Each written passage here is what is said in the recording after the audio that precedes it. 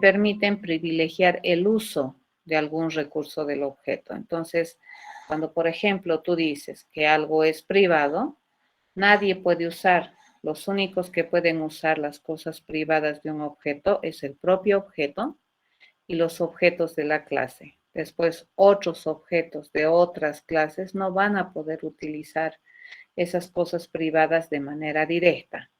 La única forma que van a poder utilizar es si es que tú les brindas algún mecanismo público por el cual se pueda acceder probablemente de manera controlada a estas cosas privadas.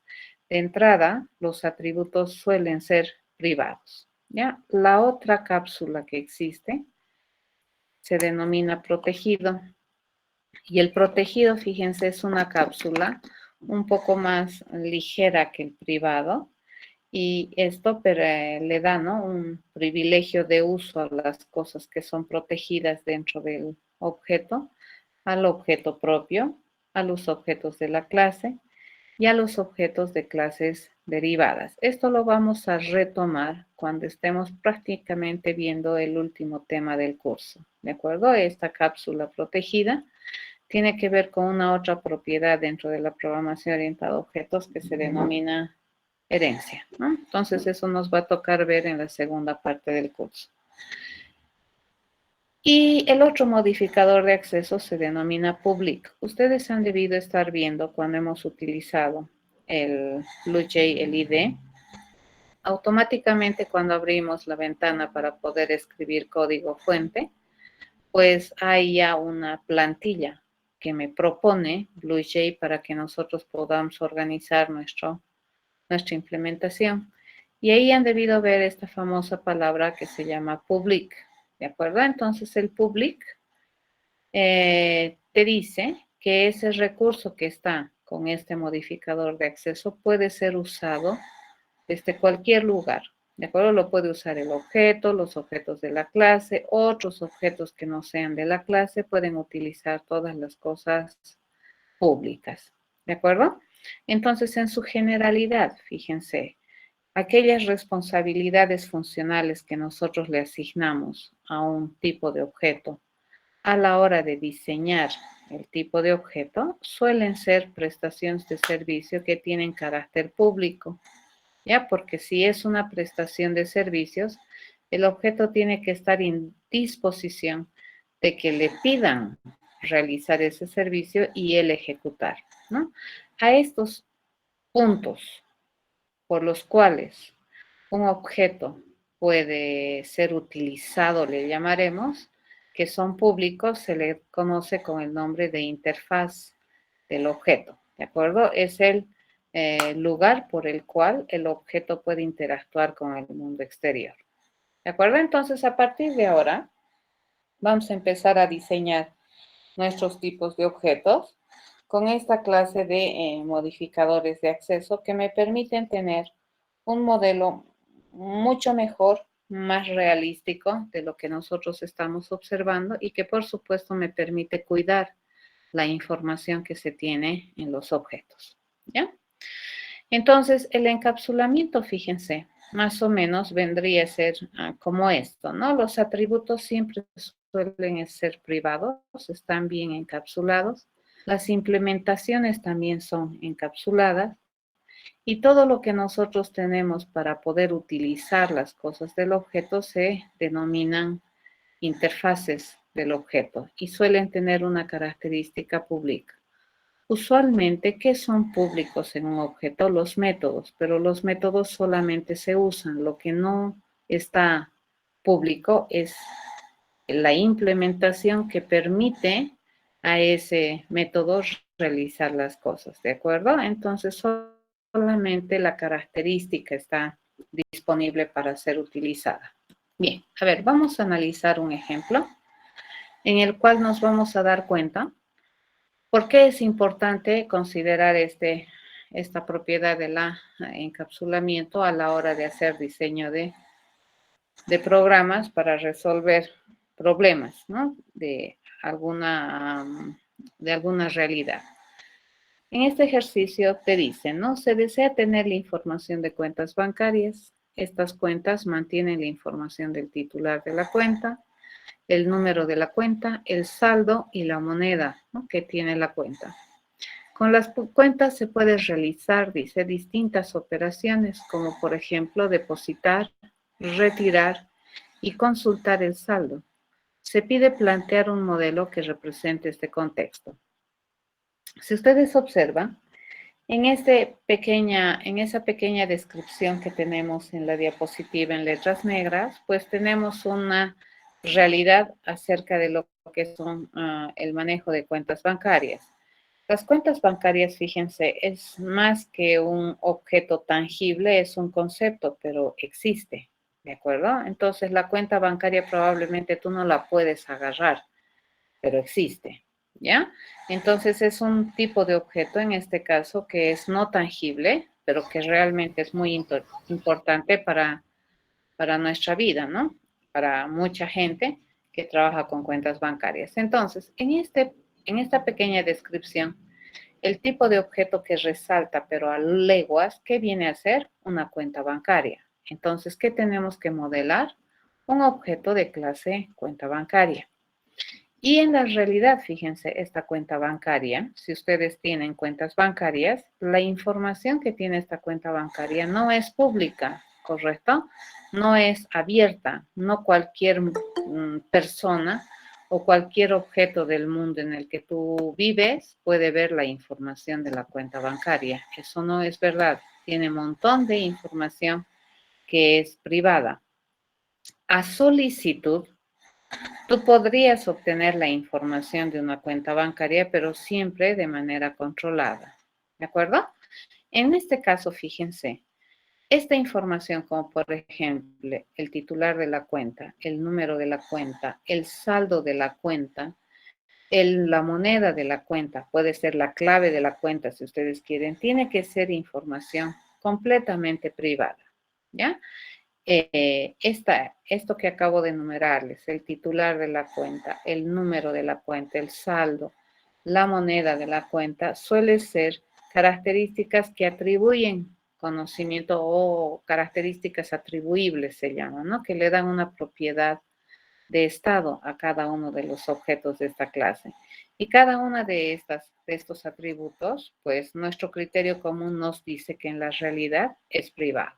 Entonces, no podríamos decir que las cuentas bancarias tienen esta información abierta a todo el público. Eso no es verdad. Entonces, lo primero que tenemos que tener conciencia es que cuando vamos a modelar, por ejemplo, este tipo de objetos, esos atributos que están caracterizando lo que tiene todo objeto de esa naturaleza tiene que ser completamente privado, ¿ya? Entonces, por ejemplo, ¿qué te pide? Te dice, con las cuentas bancarias se pueden realizar distintas operaciones, como por ejemplo depositar, retirar y consultar el saldo. Entonces, cuando nosotros vamos a hacer, por ejemplo, un depósito o un retiro, ¿qué es lo que en realidad estamos haciendo? Estamos modificando el estado de un objeto de clase cuenta bancaria. Si yo hago un depósito a una cuenta bancaria, entonces, ¿qué es lo que probablemente va a suceder? Va a cambiar el estado del atributo saldo, pero va a cambiar de manera controlada. Yo no puedo ir y cambiar directamente mi saldo, ¿cierto? La única vez que yo puedo cambiar el saldo de la cuenta a positivo, digamos, a más, es a través de una transacción de depósito. Lo mismo sucedería con el retiro. El retiro, fíjense, es también una prestación de servicios de la cuenta bancaria que de manera controlada te permite sacar dinero, pero lo más importante, digamos, en la representación de tu cuenta bancaria, ¿qué cosa es? Es que el atributo saldo va a modificar su estado, va a reducir su estado y eventualmente en esta transacción de retiro va a depender mucho de cómo está el estado de tu saldo para que se pueda o no hacer un retiro. ¿De acuerdo? Entonces, no necesariamente cada vez que utilizas un objeto cuenta bancaria vas a poder retirar con éxito.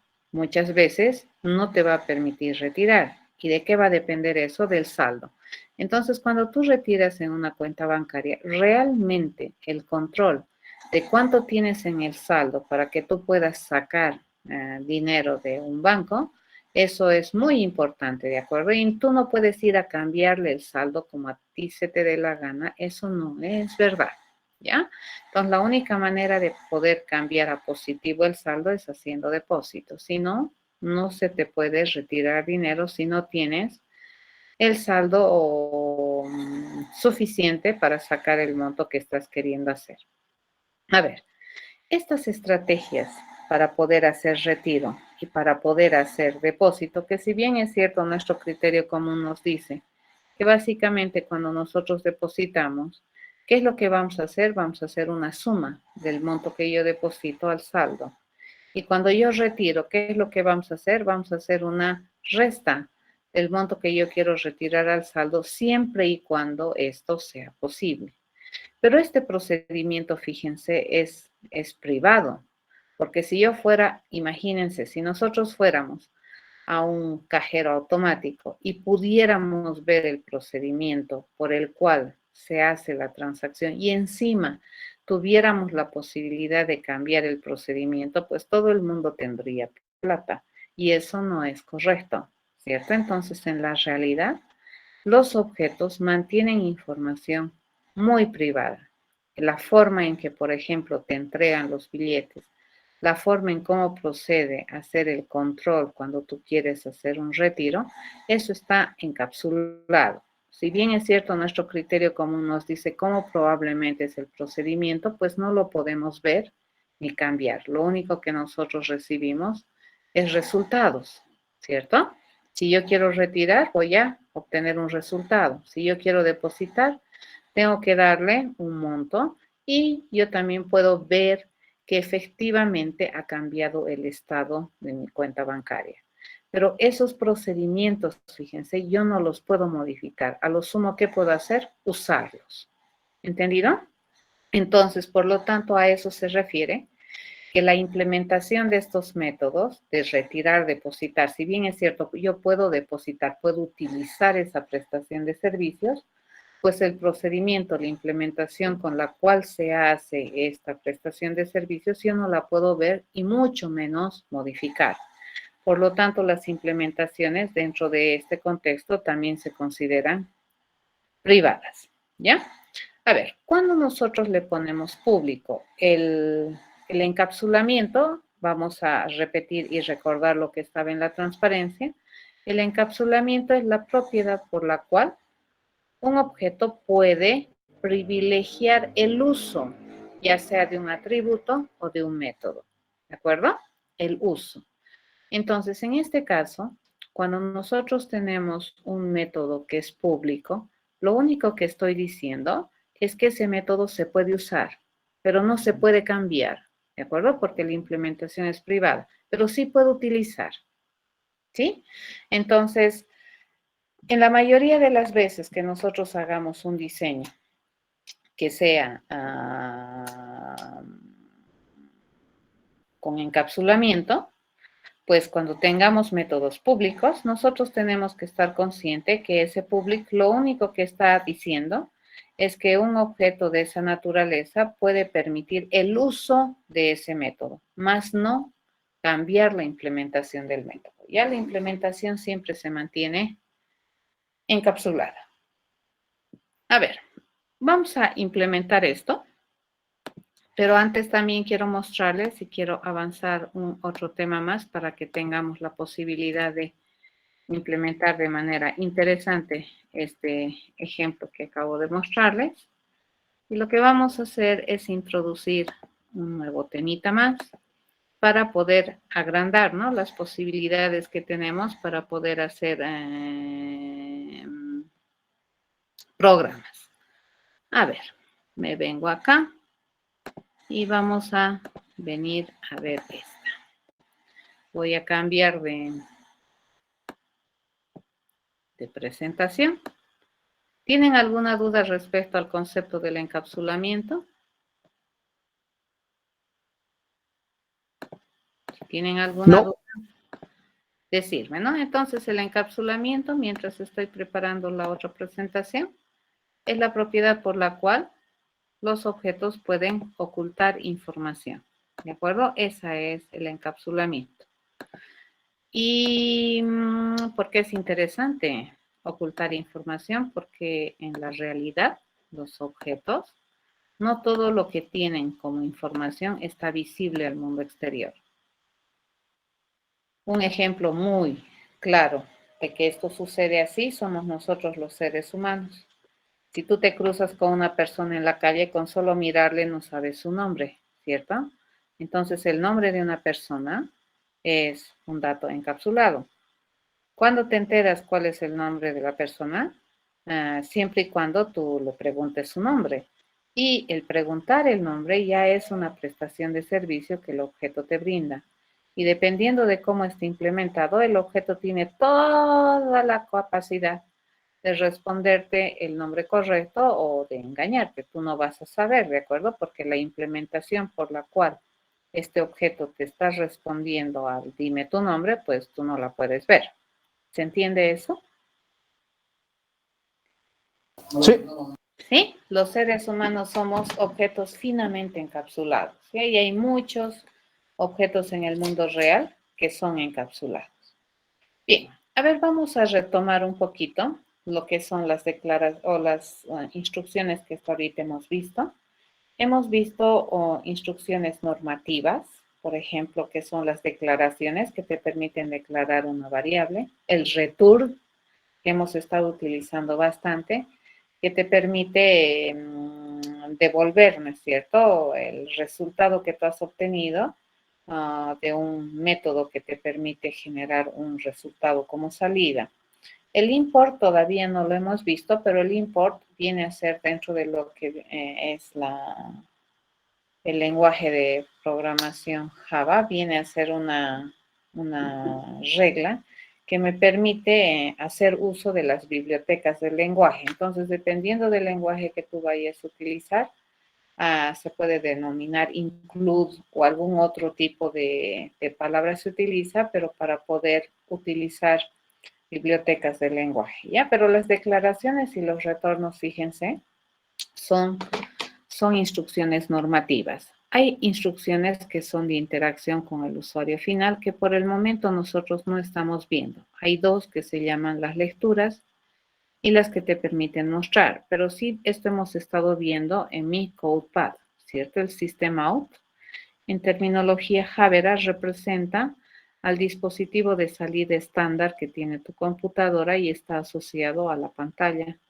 Y el System In, el In, representa a un objeto que es el dispositivo de entrada estándar, que en este caso está asociado al teclado, ¿ya? Nosotros no hemos programado así. La forma de interactuar que nosotros tenemos para que se pueda utilizar las funcionalidades de un objeto es a través del paso de parámetros y a través del resultado que me entrega el objeto una vez que nosotros solicitamos una prestación de servicio de este objeto, ¿ya? ¿Qué instrucción hemos visto? Una que hemos utilizado, pero a más no poder, es la instrucción de asignación, ¿cierto? La asignación, entonces, viene a ser la instrucción funcional más sencilla, le llamaremos, pero no por eso menos poderosa, que me permite prácticamente definir el contenido de una variable, ¿ya? Y hasta ahorita, ¿cómo hemos resuelto problemas? Hasta este momento hemos resuelto a través de una secuencia lógicamente ordenada de asignaciones, ¿no? Puras asignaciones hemos hecho y hemos podido hacer planes de solución para la resolución de problemas, ¿no? Entonces, ¿a qué se llama que esta es una secuencia lógica? A que si nosotros hacemos una asignación, termina de hacerse y luego hacemos la otra, termina de hacerse y luego hacemos la otra. ¿Qué es lo interesante de la instrucción de asignación y por eso es poderosa esta instrucción? Es que a través de esta instrucción de asignación nosotros vamos cambiando de contexto, ¿de acuerdo? Antes de hacer la instrucción, probablemente la variable área no tenía valor. Después de hacer la asignación, el área ya tiene valor. Entonces, a partir de aquí yo ya puedo utilizar el área para probablemente hacer otra asignación, ¿de acuerdo? Entonces, hasta el momento, todos nuestros planes nuestras implementaciones de los métodos, fíjense, se han trabajado como una secuencia lógica de instrucciones de asignación, básicamente. Con asignación se han podido hacer bastantes cosas. Con el concepto de lo que es un método, de que un objeto puede tener más de una prestación de servicios funcional y para cada una de las prestaciones le asignamos un método, hemos podido trabajar interesantemente ya con algunas implementaciones básicas, ¿no? Bien, dentro de lo que son lo que es estructuración de cerebro, que es lo primero que hemos visto en el curso, que básicamente programar qué cosa es estructurar tu cerebro para poder traducir tus ideas, tus estrategias de solución en un plan escrito, no ambiguo, estructurado. ¿De acuerdo? Entonces, la asignación, por ejemplo, es bastante estructurado y tiene una significancia para nosotros que me permite asignar contenido a una variable o un valor a alguna abstracción de datos, ¿ya? Hay otras que se denominan estructuras de control. Las estructuras de control vienen a ser constructos que permiten también representar algún tipo de pensamiento del programador, ¿ya? Y básicamente, ¿qué es lo que hace una estructura de control? Te permite escribir una secuencia de líneas, ¿ya? Bien escritas en un lenguaje de programación, las mismas que no necesariamente se van a leer todas, ¿de acuerdo? No vas a leer de arriba, abajo, de izquierda a derecha necesariamente todas las que encuentres. En cambio, cuando tienes una secuencia de asignaciones, y estas celestitas que tienen aquí fueran asignaciones, aquí yo termino de hacer una asignación, entonces empiezo con la segunda, hago la segunda asignación, voy a la tercera y así sucesivamente, ¿no es cierto? Las estructuras de control, no necesariamente todas las líneas que tú vas a escribir se van a hacer, ¿ya? Entonces, a eso se refiere que estas estructuras de control pueden alterar el flujo de lectura normal de algo que tú escribes. ¿Y de qué va a depender? Obviamente va a depender de lo que estás queriendo estructurar en tu cerebro, ¿ya?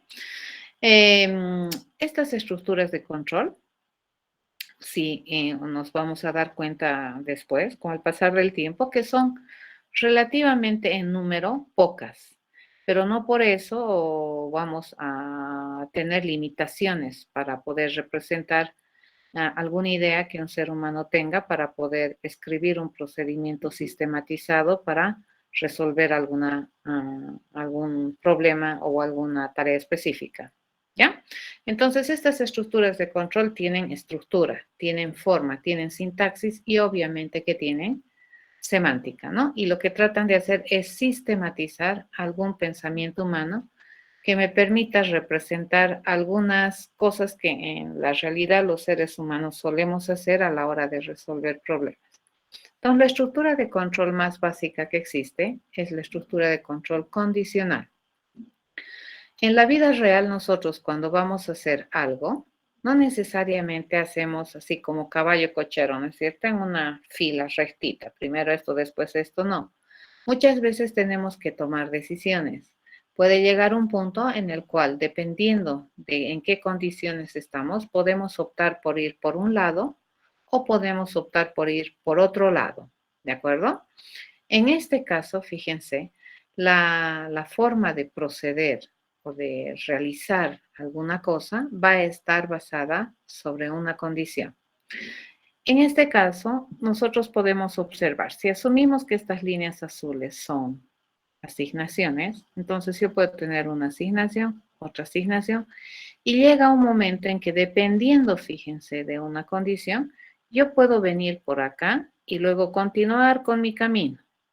O puedo venir por acá y luego continuar caminando. ¿De acuerdo? Entonces, ¿de qué va a depender si hago P1 o si hago P2? Va a depender de cómo se evalúa esta condición.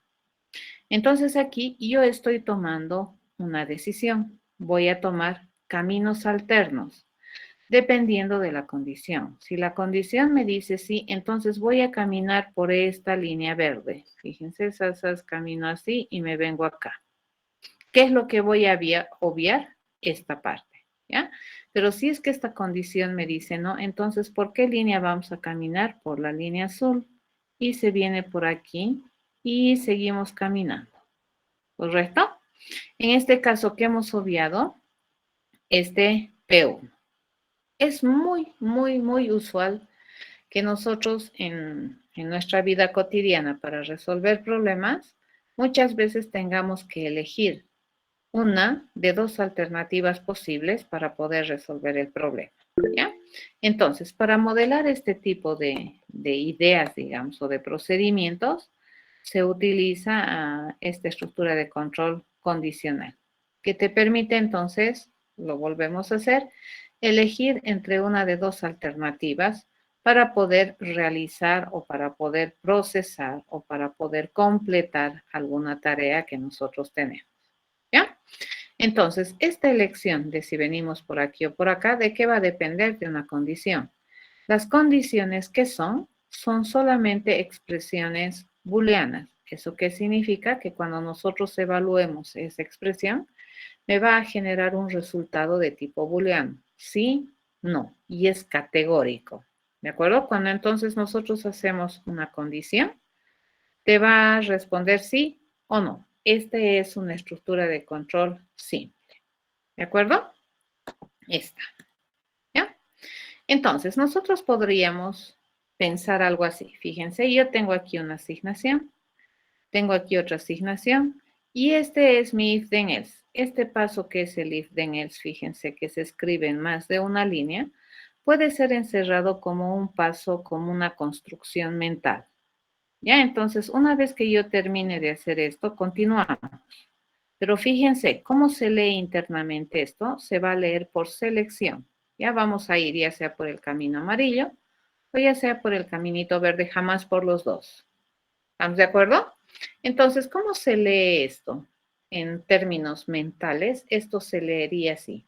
Si la condición se cumple, dice, entonces hacemos P1 y luego terminamos, ¿de acuerdo? Pero si la condición no se cumple, entonces hacemos P2 y luego terminamos y continuamos, ¿cierto? A lo que viene por debajo, ¿ya? Entonces, fíjense, este flujito que tenemos acá en dibujo representa mentalmente a esta estructura. Cuando nosotros tuviéramos en nuestra mente, en nuestro cerebro, algo que es de este estilo, entonces estamos charlando de una estructuración basada en condición, que en términos de programación eso se le conoce como una estructura de control condicional simple, ¿ya? Entonces, no todo lo que tú escribes se va a hacer. ¿Eso de qué va a depender? Va a depender de una semántica operacional que está asociada a esta construcción, ¿ya?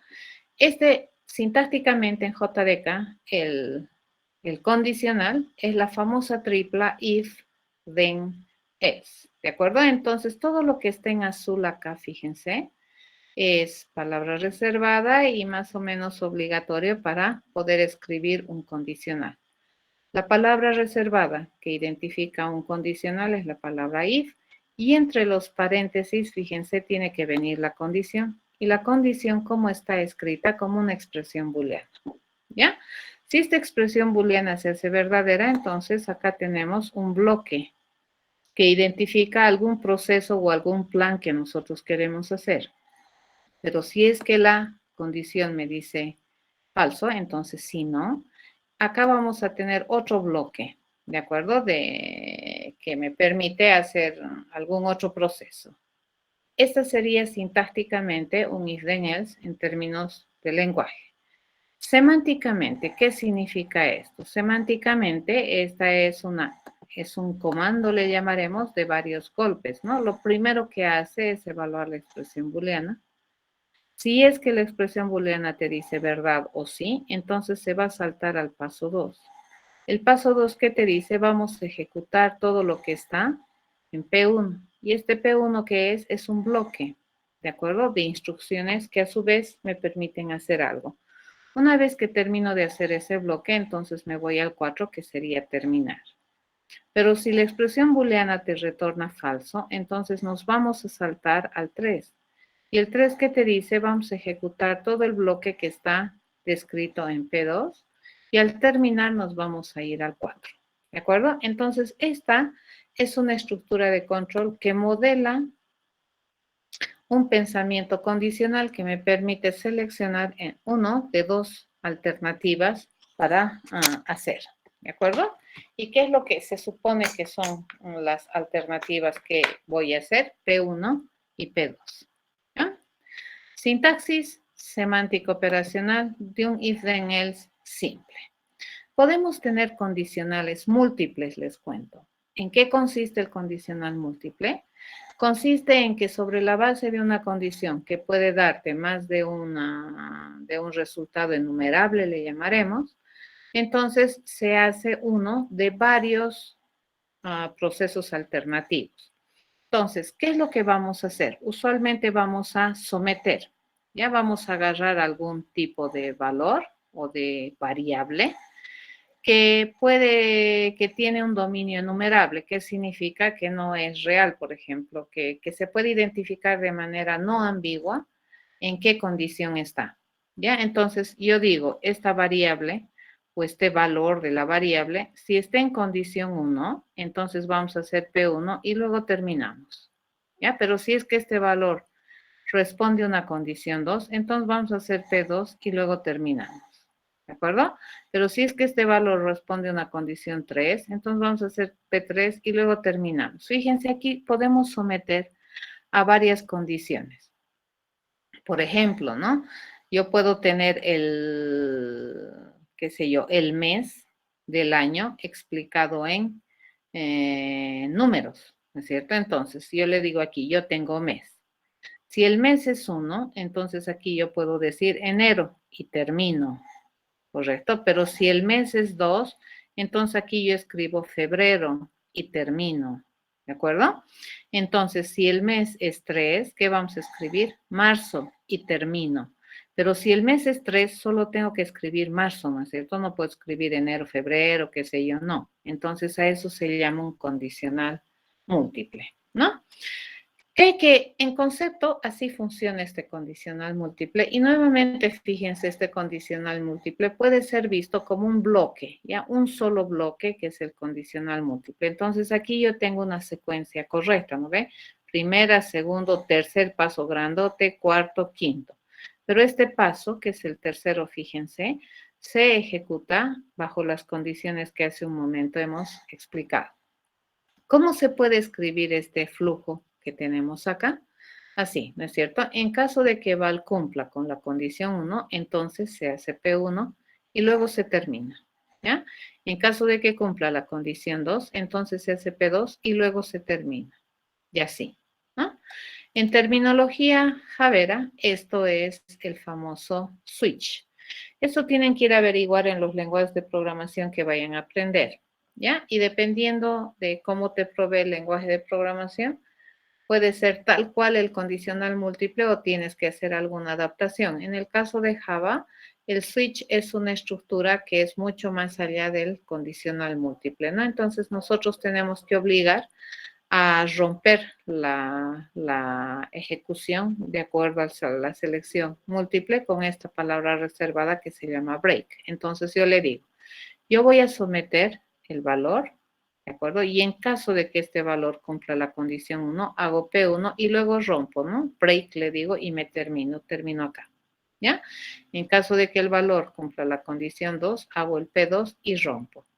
Entonces, la semántica operacional asociada a este switch es lo que acabo de comentarles. Lo primero que hace es verificar si el valor cumple con la condición 1. Si es así, entonces ejecuta P1 y termina. ¿Ya? El break que hace que terminemos la estructura. Pero si es falso, recién va a ir a hacer la siguiente verificación. Ya va a verificar si el valor cumple la condición 2.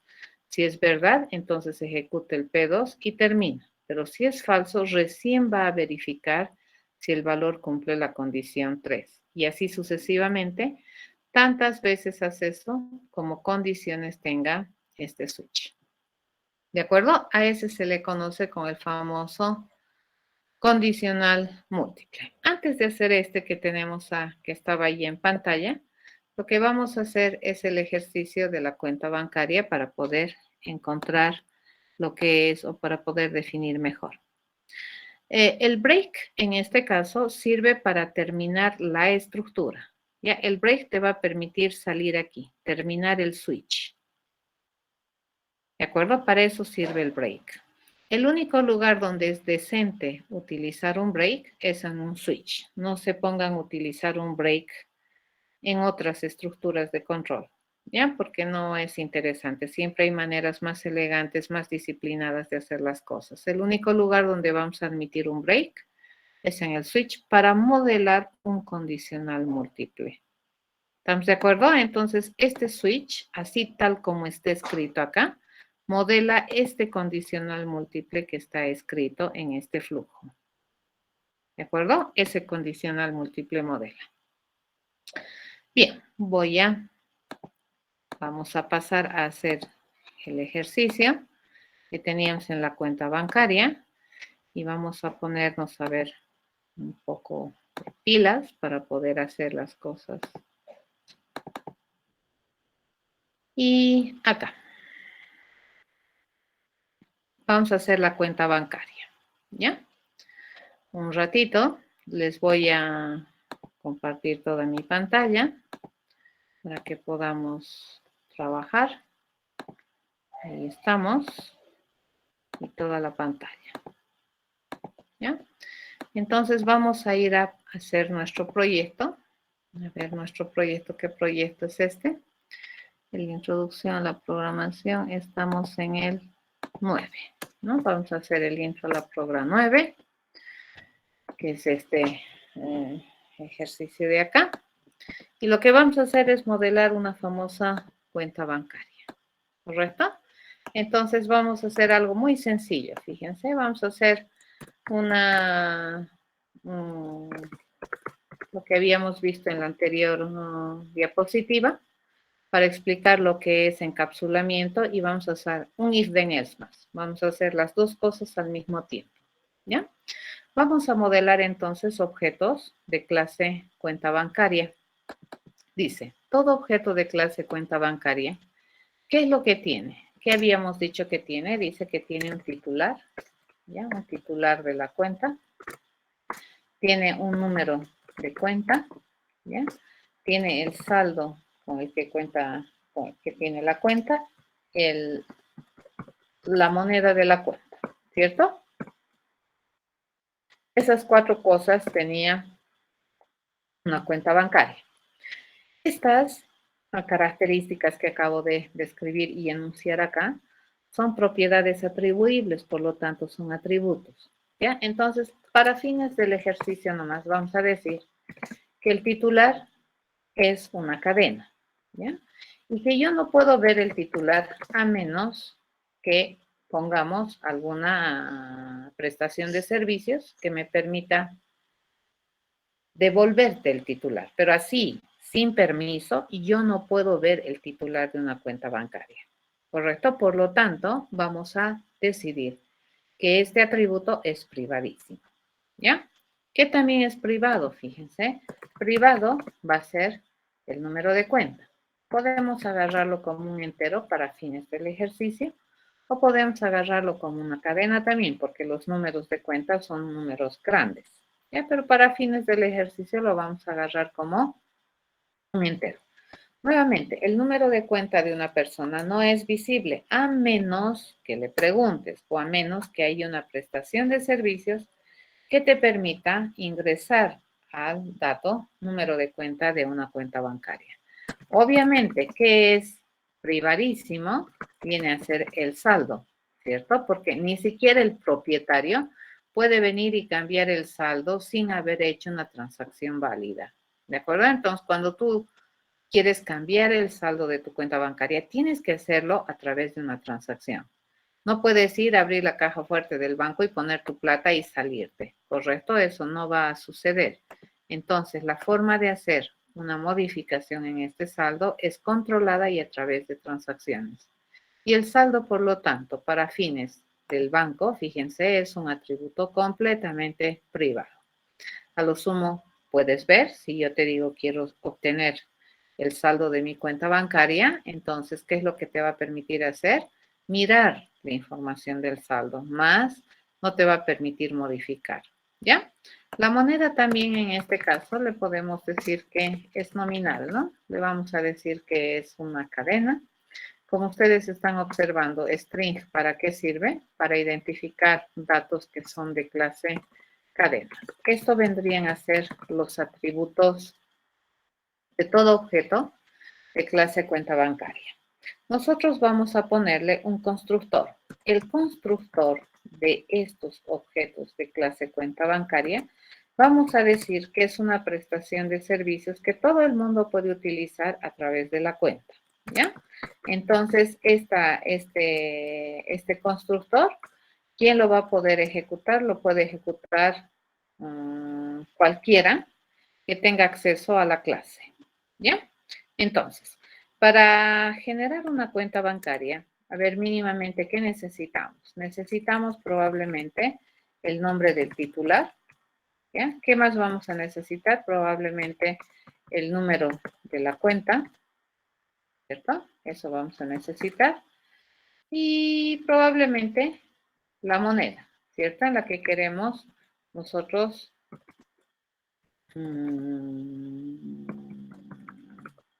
mantener esta cuenta. Ya, entonces vamos a necesitar, para fines de este ejercicio, que me envíes 3 datos a la hora de construir una cuenta bancaria. El titular, fíjense, se va a definir con lo que me está llegando como parámetro en el titular. El número de la cuenta bancaria se va a definir con lo que me está llegando en el número de cuenta como parámetro. Ya acá a mis parámetros, fíjense que les he antepuesto una N. Ya para desambiguar, digamos, la nominación del parámetro con el atributo, para no hacernos demasiado problema con la ambigüedad de nominación, ¿ya? Entonces, ¿qué le digo? El saldo por defecto de esta cuenta, ¿cuánto va a ser? La primera vez que creas, 0, ¿ya? La moneda en la que está abierta esta cuenta va a ser con la moneda que me estás mandando a hora de crear una cuenta bancaria. Listo.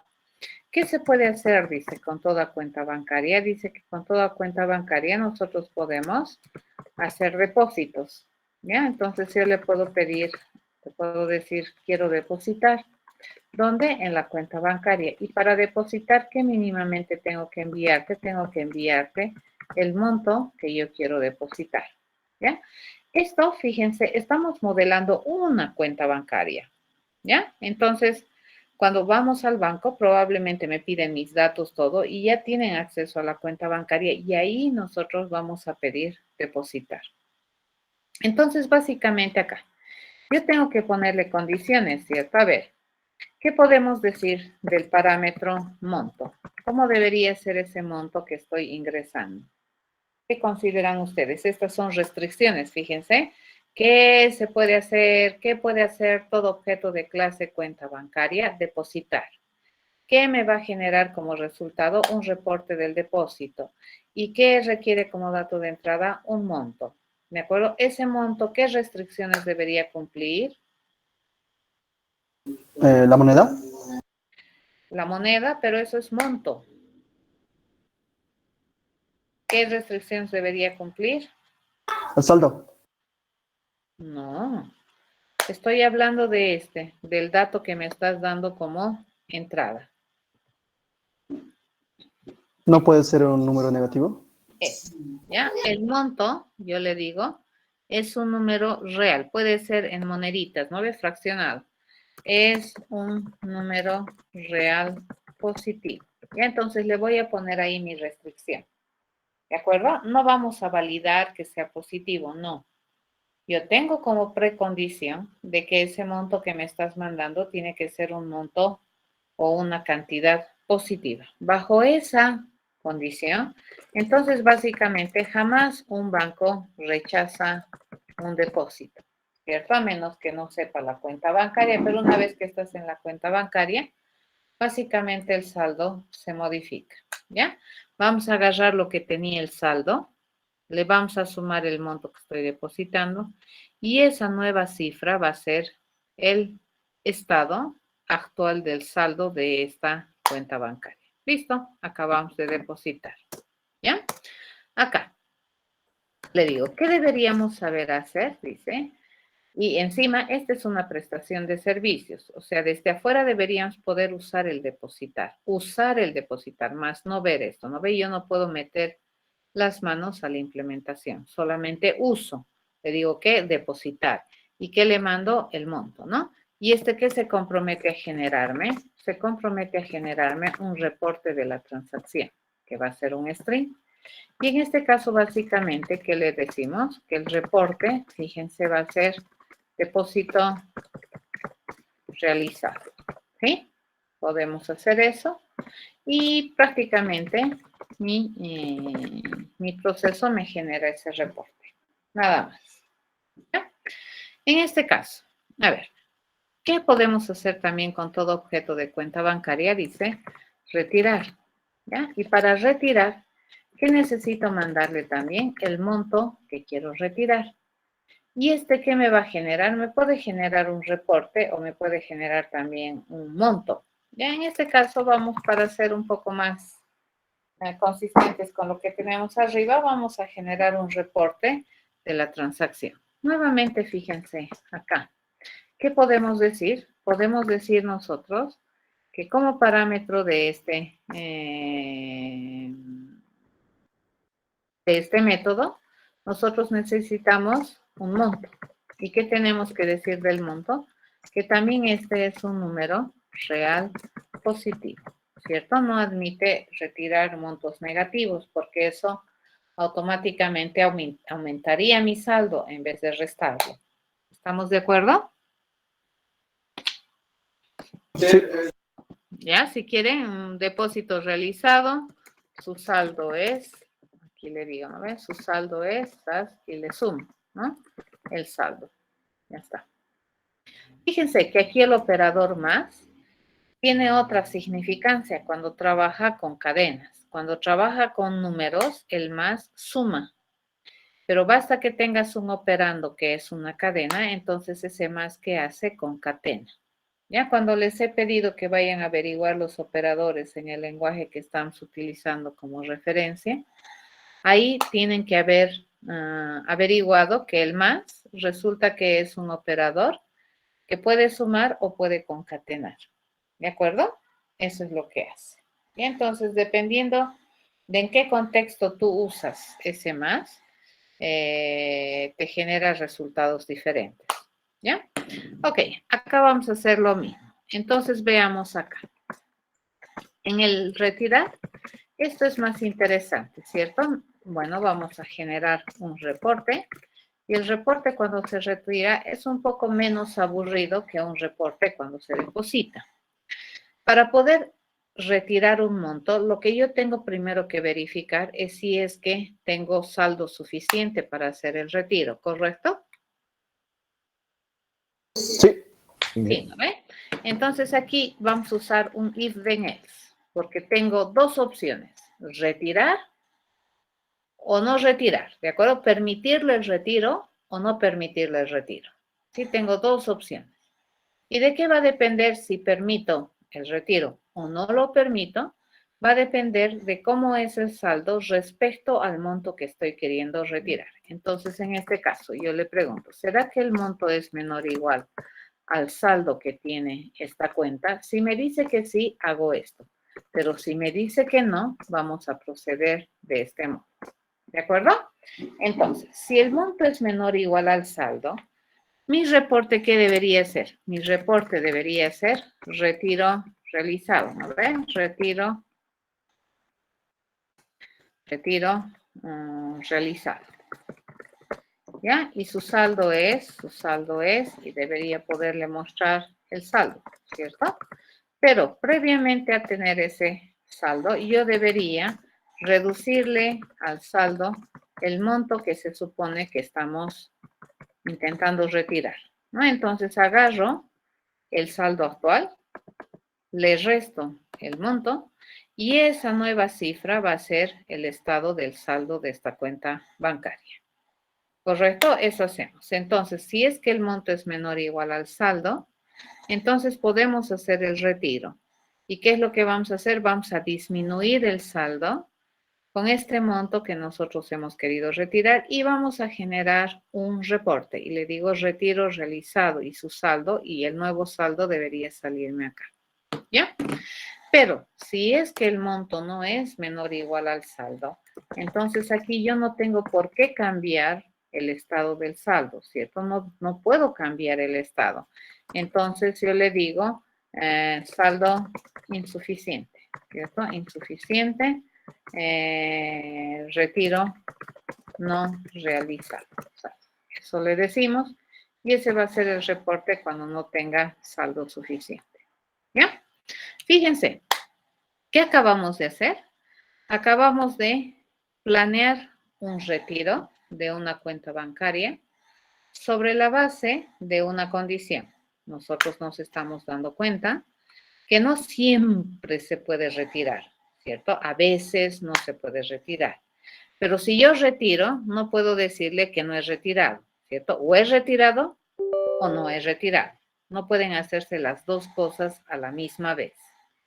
¿Estamos de acuerdo? ¿Se entiende? Sí. Sí. Sí, acabamos de utilizar un if then else, entonces, nuestro primer if then else en un programa. A ver, lo compilamos y venimos acá. Vamos a crearnos una nuevecita cuenta bancaria. Le vamos a decir el titular, por ejemplo, yo, titular. ¿De acuerdo? El número de cuenta que sea el 87678 y la moneda en que vamos a depositar es en bolivianos. ¿Correcto? Esa es la cuenta bancaria 1. Vamos a generar otra cuenta bancaria y lo vamos a crear a nombre de Mario. ¿Correcto? El número de cuenta que sea 45, 45, 45 y las monedas que almacene o la moneda que vaya a almacenar que sea en dólares. ¿Ya?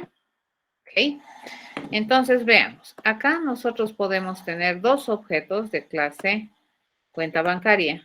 Este es la primera y esta va a ser la segunda. ¿Ya?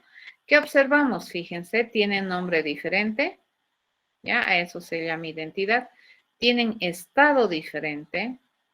¿Ya? Y cuando yo les pregunte a ambos hacer cosas, pues se deberían comportar de manera diferente. Por ejemplo, acá vamos a depositar en la cuenta esta y le vamos a depositar 1000. Fíjense cómo ha cambiado, el estado de la cuenta bancaria ha cambiado y me genera un reporte, ¿no? Depósitos realizados, su saldo ahora es 1000. ¿Bien? ¿Está bien? ¿Correcto? A ver, acá en la cuenta 2, acá, vamos a intentar retirar, ¿cierto? Si yo quiero retirar, por ejemplo, $100 en este caso, ¿qué me debería responder la cuenta 2? Saldo insuficiente. Saldo insuficiente, ¿cierto? Correcto. ¿Ya? Entonces, fíjense, a esto se llama usar. Fíjense, ¿qué me está permitiendo? Usar el método. En este instante de tiempo yo puedo ver la implementación de cómo es el depositar y el retirar. No, ya la implementación está encapsulada. Pero el hecho de que yo le haya puesto public al depositar y public al retirar hace que este objeto tenga estos puntos de interacción con el mundo exterior. Entonces, ¿qué tiene este objetito? Estas dos formas de relacionarse con el mundo exterior. ¿De acuerdo? Así se va a relacionar. Ok, le vamos a, acá vamos a retirar. Supongamos que yo quiero retirar de la cuenta 1, 20,000. ¿Me va a dejar?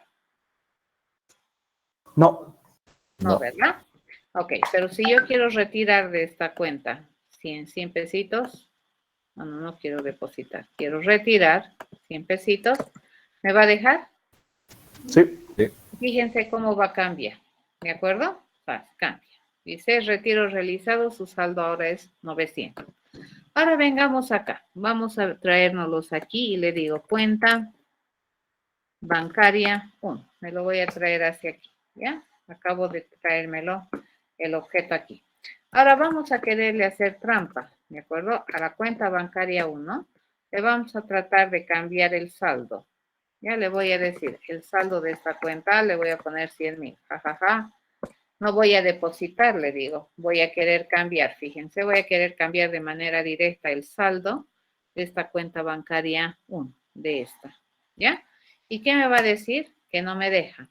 ¿Por qué? Porque fíjense, el saldo es privado.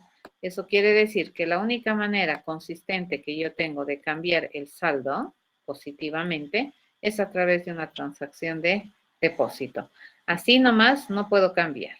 ¿Correcto? ¿Por qué? Porque el saldo en la cuenta bancaria 1 es un atributo o es información privadísima. No puedes utilizarla, ¿ya? Desde afuera. ¿Se entendió eso? Para eso me sirve el privado. Fíjense, si yo quiero trampear e ir a cambiar mi saldo sin hacer una transacción de depósito, no me va a dejar. ¿Se entiende? Ahora sí, en la cuenta bancaria 1, fíjense, le quiero cambiar el titular, ¿no ve? Ya no quiero que sea Leticia, sino quiero que sea, qué sé yo, Juan, no me va a dejar, me va a reñir. No puedes cambiar el titular de la cuenta así como te dé la gana. Y ahorita en esta cuenta bancaria yo no puedo cambiar el titular tampoco, porque no tengo esa prestación de servicios. Pero a ver, intentemos hacer. Si yo le digo en la cuenta bancaria, le voy a pedir depositar. Fíjense, y le vamos a depositar 100. Entonces mejor, le vamos a depositar. Vamos a ver si es que me deja 500, ¿ya? Entonces cuando le diga eso, fíjense qué ha pasado, me lo ha cambiado el estado. Entonces, la única manera que yo tengo de modificar el saldo de esta cuenta bancaria es a través de este comportamiento depositar, que me da que los objetos de la cuenta bancaria me permiten usar. ¿Por qué? Porque el depositar acá está cualificado como un comportamiento público. ¿Ya? Esto es público, eso es público. Pero esto, fíjense, es privadísimo. Yo no voy a poder utilizar desde afuera a libre albedrío el saldo, ni siquiera para mirarlo. ¿Estamos de acuerdo? La única vez que yo podría mirar el saldo es que este objeto defina una interfaz, un método, una prestación de servicios por la cual yo pueda ver solamente el saldo. ¿Se entendió? Sí. ¿Ya? Ok, a esa propiedad, fíjense, se llama encapsulamiento. Y lo que acabamos de hacer es utilizar esta estructura de control if then else, que me permite modelar procesos que están basados en condición y que permiten elegir una de dos alternativas, ¿no? Para poder trabajar. ¿Ya?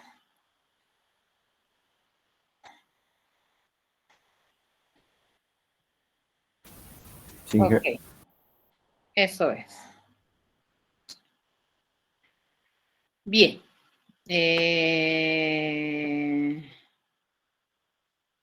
¿Alguna duda, jóvenes?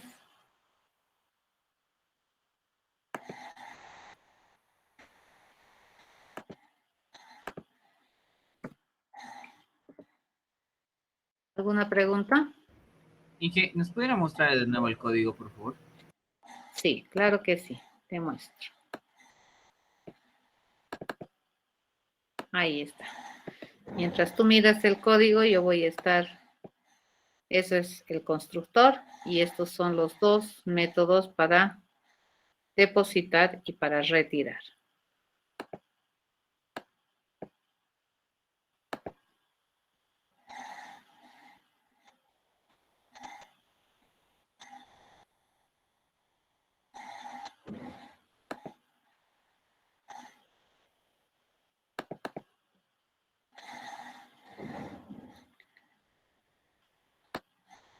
Lo siento, lo siento, lo siento.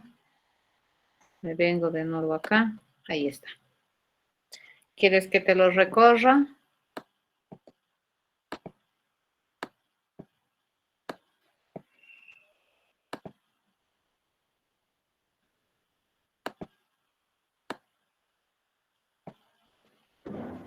¿Está bien ahí? Sí, está bien. Listo. Ok, un otro principio en programación orientada a objetos que es muy poderoso, les cuento, para poder hacer ya problemas o ejercicios un poquito más complicados, porque ahorita hemos estado tratando de entender, ¿no?, qué es estructurar el cerebro, viene a ser este otro concepto que se denomina interacción, ¿ya? A ver, este principio de la interacción en programación orientada a objetos es bien interesante porque permite a objetos de distintas clases a trabajar en colaboración, ¿ya? En la programación orientada a objetos, lo que se trata entonces es de diseñar un modelo en el cual, para resolver un problema, nosotros identifiquemos probablemente más de un tipo de objeto involucrado en la resolución del problema. Y como ya habíamos visto hace 2 semanas, cuando identificamos un tipo de objeto, ¿no?, a través de sus características, los identificamos porque probablemente son distintos, ¿cierto? Porque probablemente tienen distintas prestaciones de servicio o facilidades que brindar en el problema. Entonces, es muy, muy probable que cuando tú tienes un problema descrito, tú puedas identificar más de un tipo de objetos para resolver el problema. Y cada tipo de objeto va a tener su experticia, ya va a tener su razón de ser a través de la funcionalidad que nosotros le asignemos al tipo de objeto. ¿Estamos de acuerdo? Y eso va a determinar la experticia de este objeto. Pero obviamente en programación orientada a objetos, la forma de planear soluciones no admite, ¿no?, que un solo objeto sea el todólogo, que sepa hacer todo, ¿no? Eso no es interesante. Entonces, probablemente en programación orientada a objetos, cuando tienes un problema para resolver, vas a distribuir la responsabilidad de la resolución del problema en distintos tipos de objetos. Y cada uno de estos tipos de objetos va a tomar parte de la responsabilidad de la resolución del problema. Pero ¿y cómo nosotros podemos pensar en que todo el problema se resuelve? A través de la interacción de estos objetos. Entonces, estos objetos van a interactuar entre sí para poder ayudarse entre ellos mismos, utilizar sus experticias para poder resolver un problema mayor. Y ese modo de relacionarse y de colaborar se denomina interacción. ¿Ya? Entonces, la interacción en la programación orientada a objetos consiste en que, en reconocer que cuando nosotros vamos a resolver un problema, probablemente vamos a encontrar más de un tipo de objeto que es responsable de la solución, ¿ya? Y para que el problema se resuelve, se necesita que estos objetos interactúen, charlen entre sí, colaboren entre sí. Y como ya les comentaba, esta forma de pensar hace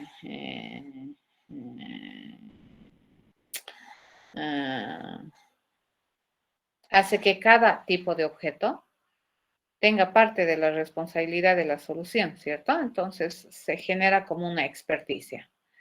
A ver, si nosotros observamos esa imagen en la diapositiva, nosotros podemos ver que lo que se tiene ahí como tipo de objeto es un auto, ¿cierto? ¿Qué tipo de objeto observamos? Un auto.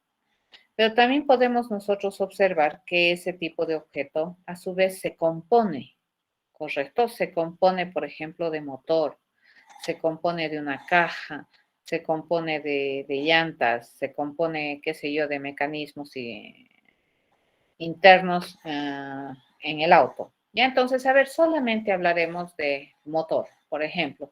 Todo auto tiene motor, ¿ya?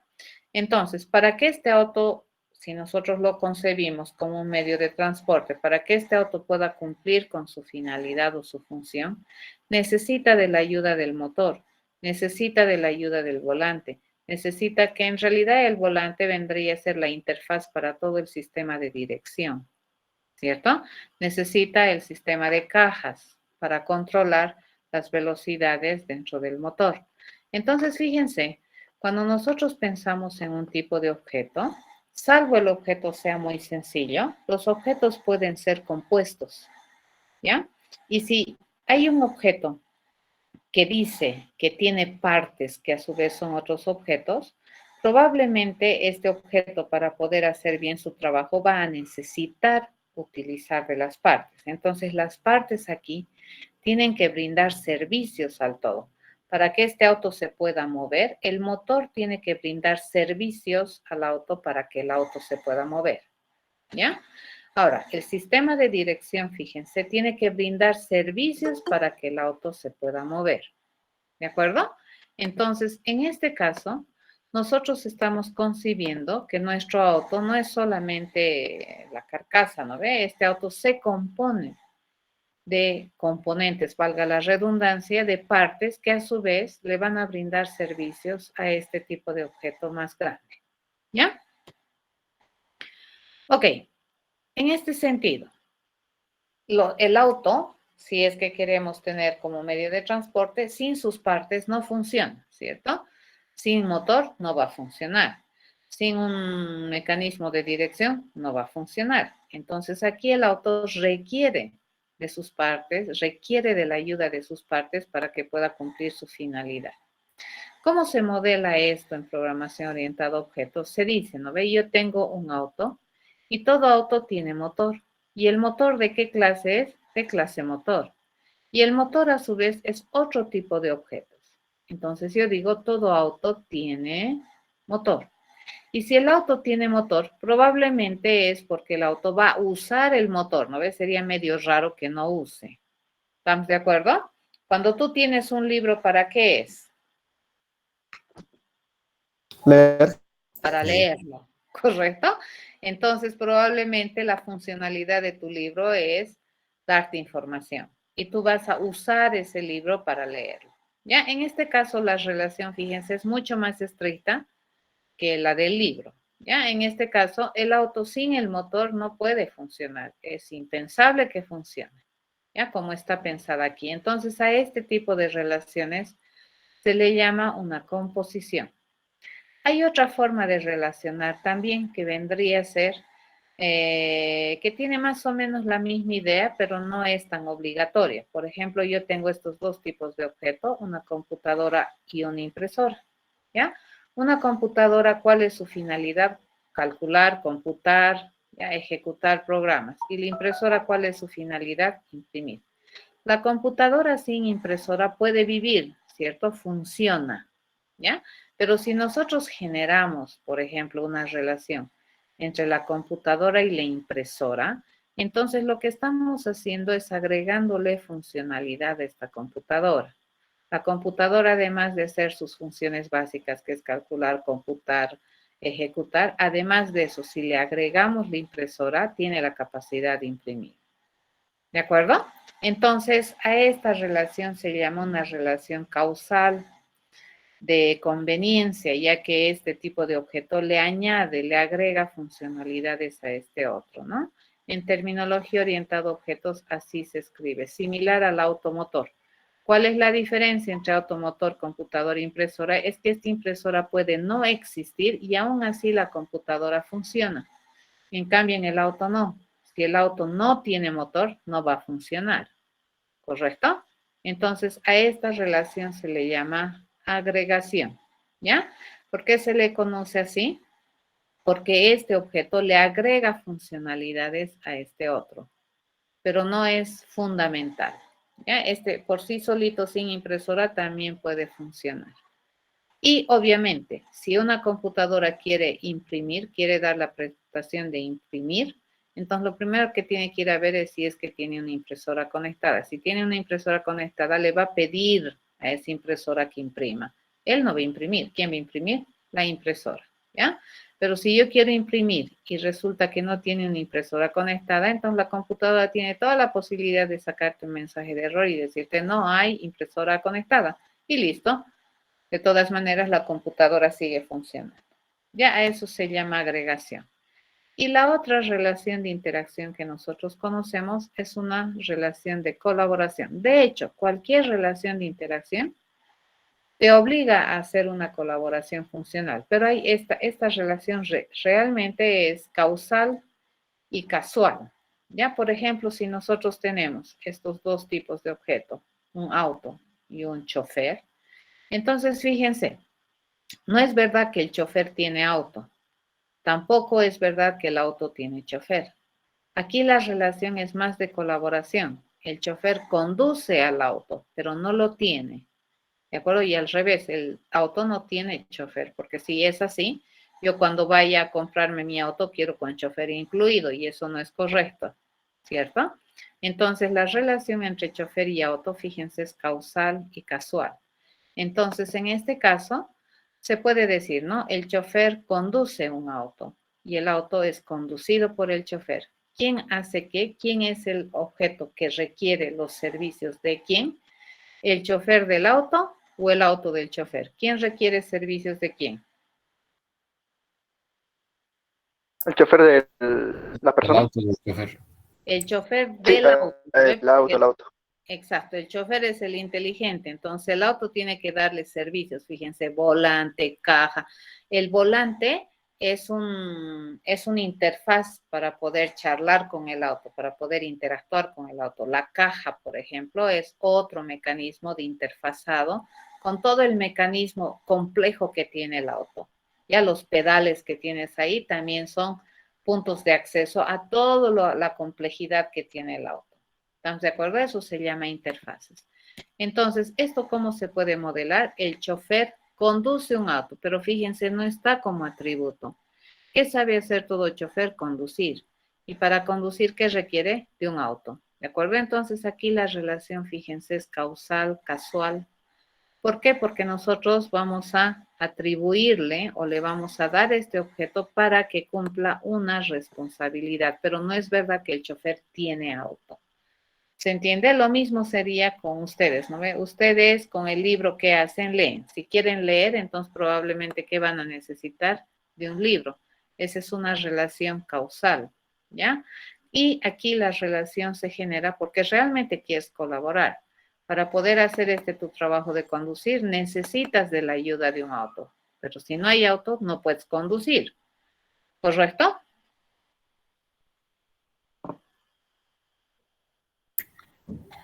Sí, sí. ¿Estamos de Sí. acuerdo? Ok, a ese concepto se le llama interacción. Entonces, cuando empecemos a resolver problemas, no se les extrañe que sea posible identificar más de un tipo de objeto para resolver un problema. No, no deberían asustarse, ¿de acuerdo? ¿Qué ventajas tiene, digamos, hacer este tipo de diseños de los cuales hay más de un tipo de objeto? Es que los objetos tienen experticia, ¿de acuerdo? Entonces no son todólogos. Por lo tanto, sus responsabilidades también van a ser más finitas. Y de hecho, los métodos que vamos a escribir van a ser también mucho más precisos que si estuviéramos tratando de resolver todo en una sola cosa. ¿Estamos de acuerdo? Ok. Quedaremos aquí. El día jueves seguimos avanzando materia y vamos a hacer ejercicios el jueves, el próximo martes y el miércoles siguiente vamos a pasar clases conmigo, ¿de acuerdo? Antes de su examen de primer parcial. ¿Ya? ¿Alguna pregunta? En el tablón de Google está para el jueves, este jueves que viene, el Sí. examen. Para este ¿Qué jueves fecha está es el el examen? examen.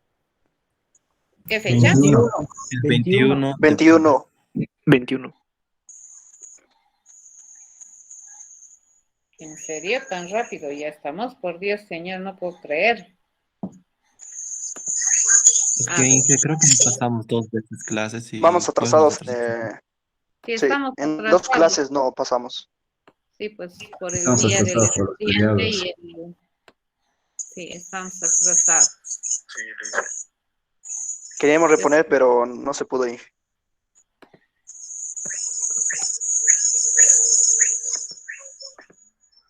Sí. A ver.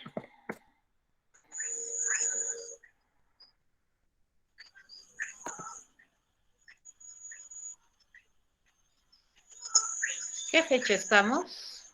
18, ¿no? 19. 19. 19. Ya, para todos los efectos, este jueves es el examen, ¿de acuerdo? Salvo les mande algún aviso. Porque es correcto, hemos perdido 2 clases, ¿no? Y estamos un poco atrasadillos. ¿Ya? Inge, una preguntita. Sí. Este jueves es el examen, hasta este tema supongo que vamos a usar, ¿no? En el examen. ¿O? Sí, sí, hasta if then else. ¿De acuerdo? Interacción tal vez no, pero if then else sí. ¿Va a ser por el Gracias. Moodle? Sí, no lo vamos a hacer presencial, por lo menos este parcial, porque lastimosamente para presencialidad no te prestan aulas a partir de las 4 menos cuarto de la tarde. Para segundo parcial sí ya vamos a tratar de mover el horario para que podamos hacerlo presencialmente. Ya ahorita el tema es... Inge, ¿alguna recomendación para el examen al momento de desarrollarlo? Practicar. Tienes que practicar harto. Y básicamente es hacer el examen en tu editor. O sea, no te va a permitir subir archivos el examen. ¿De acuerdo? Perdón, Inge, esa partecita no la entendí. ¿Cómo en el editor? ¿En el BlueG? ¿O? No, en Moodle. No te permite subir archivos el examen. O sea, como un texto. Si tienes que escribirlo ahí en el editor de Moodle. Se te va a abrir una pantalla donde vas a poder responder. Ah, ya, gracias, Inge. ¿Ya? Ok. Inge, ¿con los espacios respectivos o cómo lo haríamos en esa forma? ¿Cómo con los espacios? Como en el BlueG. Ah, sí, todo bien lindo, así bonito tienes que hacer, sí.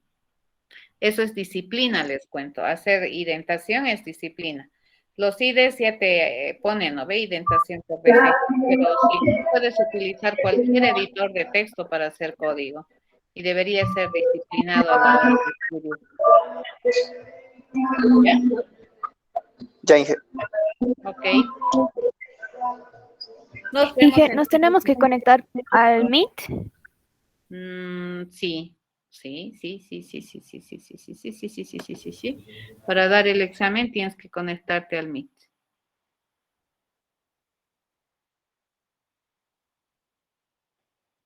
¿De acuerdo? Sí. Ok. Entonces nos vemos el jueves. Para todos los efectos, el jueves es su examen. Y cualquier cosa van a tener una comunicación ya mañana si es que se cambiara alguna cosa. ¿De acuerdo? Sí. A ver, para Está todos bien. los efectos, prefiero pasar mañana clases con ustedes en la hora del auxiliar, que es a las 17:15. Sí, por favor. Ya vamos a hacer ejercicios. Mañana pasaremos clases. Entonces me voy a anotar en los mismos enlaces de las reuniones. Mañana a las 17:15, tienen auxiliatura, ¿verdad? Voy a hablar con... Ay, me olvido del nombre de nuestro... Fernando. Con el Fernando, para que mañana me ceda su hora. Y ahí vamos a hacer ejercicios mañana entonces. Y todas las dudas que tengan, traigan ejercicio, y los vamos a modelar y los vamos a hacer. ¿Está bien? Sí, Inge, está Sí. bien. Sí, Inge. Sí, Inge. Listo, hasta mañana entonces. Hasta luego, Inge. Gracias. Muchas gracias. Gracias, Chao, Inge, chao. hasta mañana. Chao, chao.